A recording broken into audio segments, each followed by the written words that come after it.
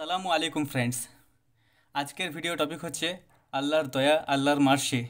ঠিক আছে, এই যে বৃষ্টি হচ্ছে, এটা যে আল্লাহ তাআলার একটা বিশাল বড় রহমত, সেই সম্পর্কে আলোচনা করা হবে।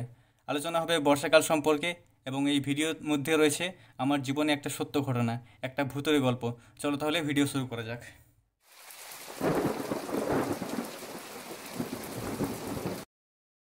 শুরু আল্লাহ के नाम से।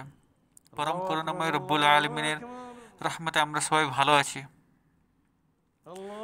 আজকের টপিকে আলোচনা করা হবে রব্বুল আলমিন এই যে বৃষ্টির জল অর্থাৎ পানি সৃষ্টি করেছেন এবং তার গুরুত্ব কী।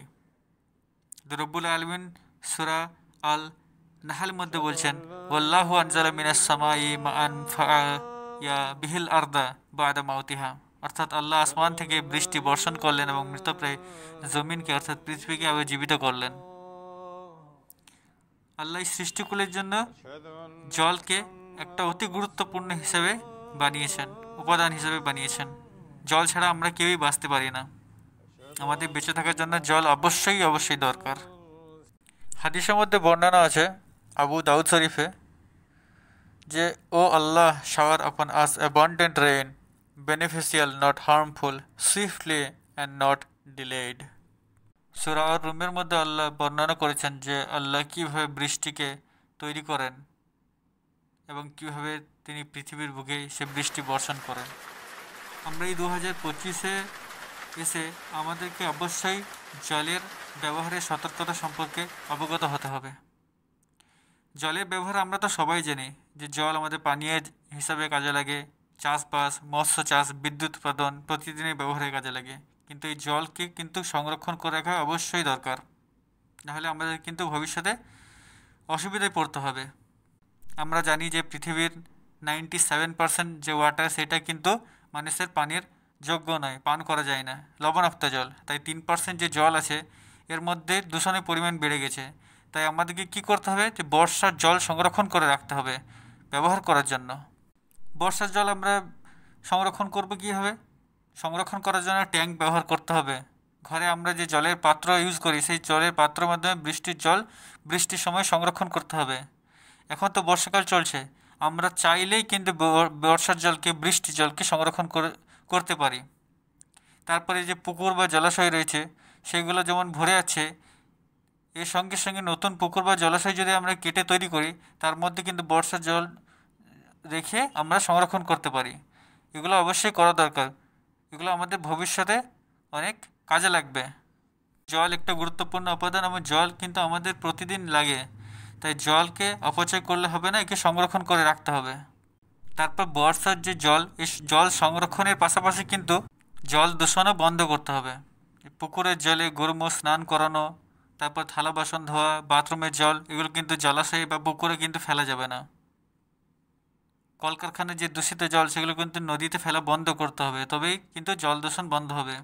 আমরা যদি জলকে দূষণ করতে থাকি, সেগুলো কিন্তু আর মানুষের ব্যবহারযোগ্য থাকবে না। তখন মানুষকে অসুবিধায় পড়তে হবে, এমনকি মানুষ জল না খেতে পেয়ে মারা যাবে।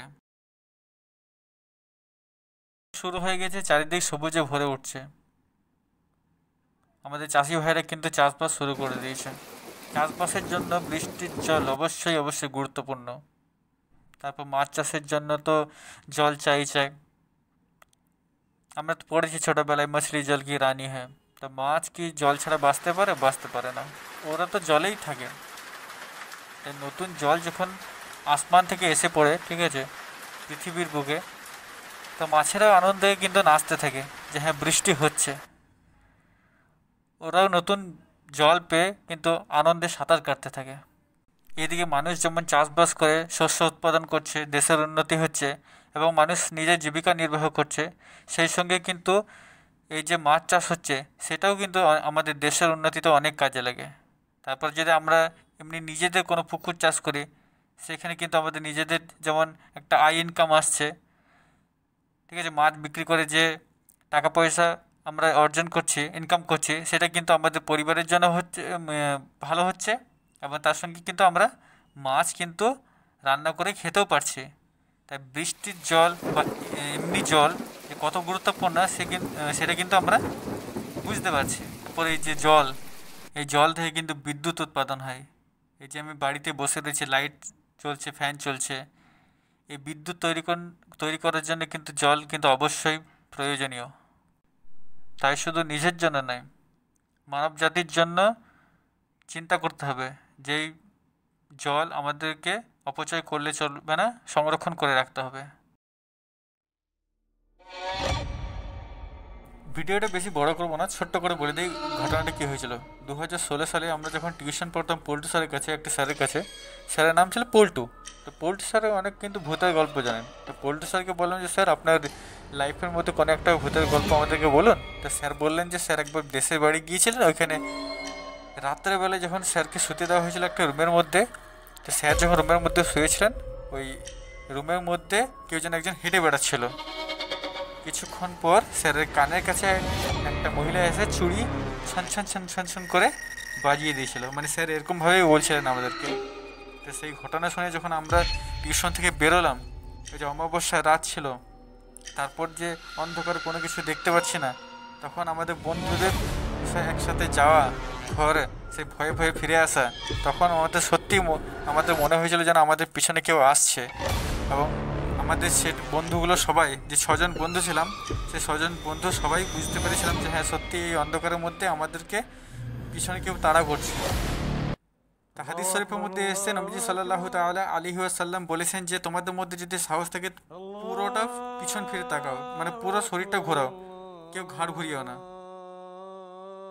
আল্লাহ তাআলা কোরআনে সূরা নাজিল করেছেন, সূরা ফালাক আর নাস। নবীজির উপর যখন জাদু করা হয়েছিল, তখন জিব্রাইল আলাইহিস সালাম তখন আল্লাহর কি নিয়ে এলেন, আল্লাহর কোরআন ওহী নিয়ে এলেন এবং নবীজিকে বললেন যে সূরা ফালাক আর সূরা নাস পড়ুন।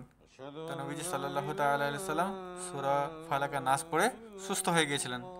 তাই হাদিস শরীফের মধ্যে এসেছে যে আমাদেরকেও সকাল সন্ধ্যে 3 বার করে সূরা ইখলাস, ফালাক, নাস পড়া উচিত, পড়তে হবে।